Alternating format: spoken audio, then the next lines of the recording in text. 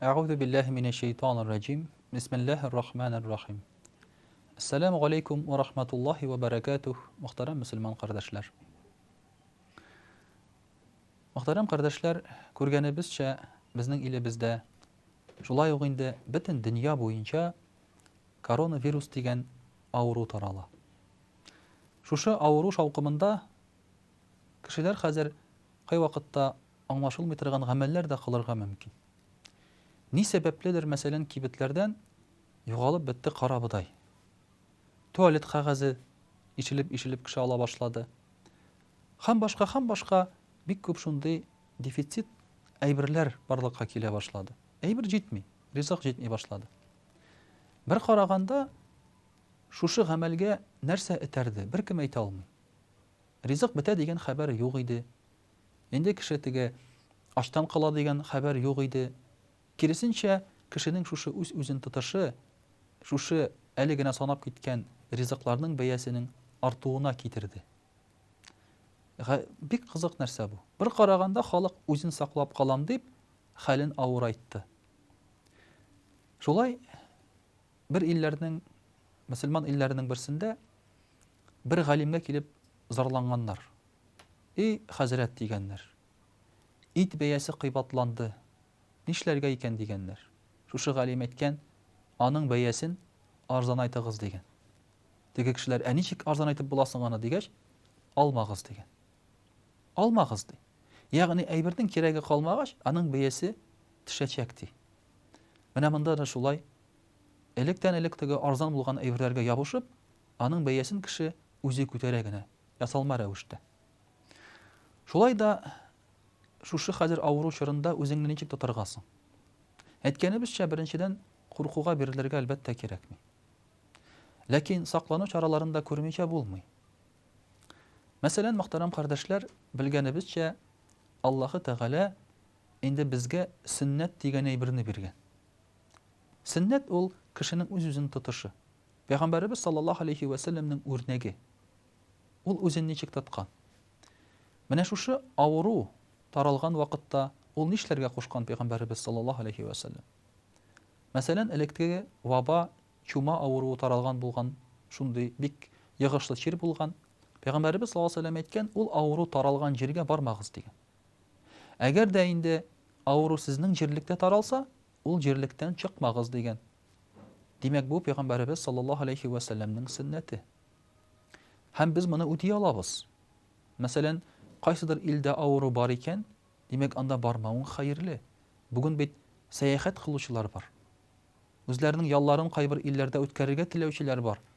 Шуның эчендә менә безнең Татарстанда да, Россиядә да авырган кешеләрнең күбесе читтән алып кайткан авырулар.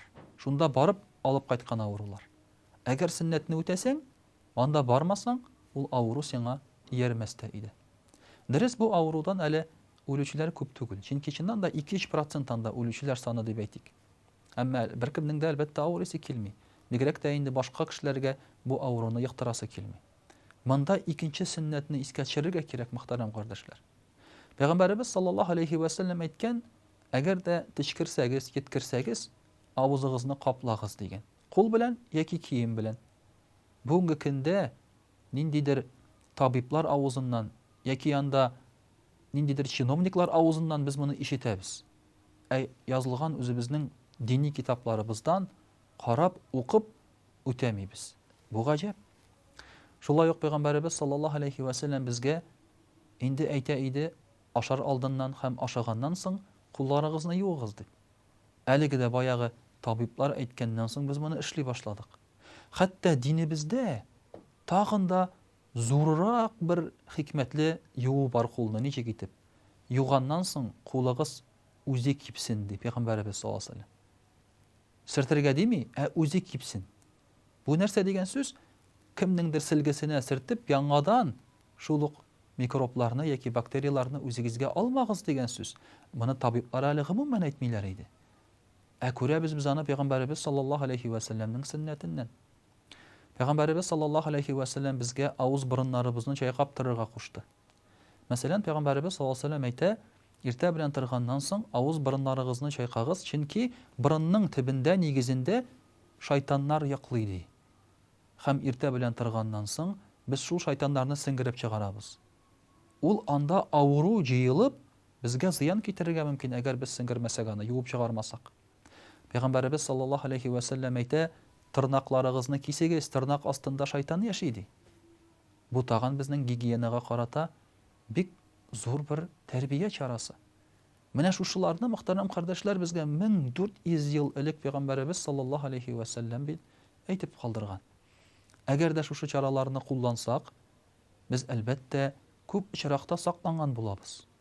Чөнки каян керә безгә зарар? Авыздан, борыннан керә, кулдан керә. Бу әйберләрне без тәһарәт вакытында, ашаган ичкән вакытында гел юып сакланып торабыз.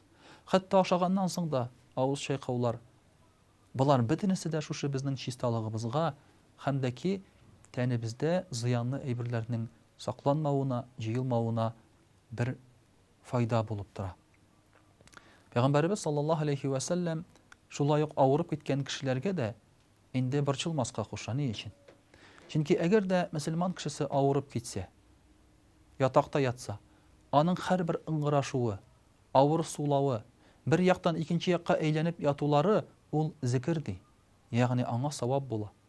Әгәр шушы авырудан ул терелсә ди, Аллаһы Тәгалә аның канын, тиресен, итен, сөяген яңа белән алыштырам ди.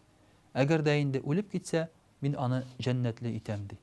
Димәк, авыру да мөселман кешесенә ияргән очракта ул бер файда булып тора икән, мөхтәрәм кардәшләр. Инде икенче бер әйбер бар. Менә саклану йөзеннән мәчетләрдә намазларны кыскарталар. Күп итеп җыелып тормаска кушалар мәчетләрдә. Укыганнан соң намазына чыгып китү киңәш ителә, мәчеттә утырмыйча. Менә бу киңәшләрне дә үтәргә кирәк. Кайбер мөселманнар әйтә, иярсә булай да иярә, моны безгә нәрсәгә үтәргә, мин кешечә эшлим инде дип онытмыйк, мөхтәрәм кардәшләр, әгәр дә инде мөфти тарафыннан, әгәр дә дини галимнәр тарафыннан берәр фәтва бирелсә, фикер әйтелсә, аны үтәү савап, үтәмәү гынах булып санала. Ягъни бу дини фәтва, бу динебезгә кагыла торган әйбер. Бу синең урамдагы теге киңәш биргән бер үтеп барган кеше түгел ул.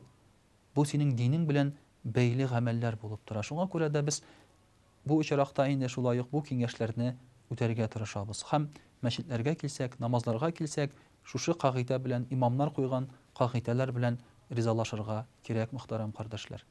Әйткәнебезчә, безнең күп мәшәкатьләребез, күп проблемаларыбыз ул менә шушы динне бозудан килеп чыга. Чөнки бер галим әйтә, әгәр дә мин Алланы тыңлаудан туктасам, миңа хайваным да буйсынмый ди. Атланып йөри торган хайваным да миңа буйсынмый, мине тыңламый башлый ди. Менә шуңа күрә динне үтәүдән туктыйбыз икән, безнең тормышыбызда, эшебездә, сәламәтлек белән, я булмаса йөргән юлларыбызда, хәтта гаиләдә дә килеп чыгарга мөмкин билгеле бер проблемалар. Һәм шулай ук инде авырудан дәваланыр өчен һәм сакланыр өчен бик тагын яхшы ысул бар. Ул изгелек кылу, кешегә ярдәм итү һәм садака бирү. Чөнки буларны Пәйгамбәрбез саллаллаһу алейхи ва сәллям әйтә, авырулардан саклый торган әйбер ди. Вассаламу алейкум ва рахматуллаһи ва баракатуһ.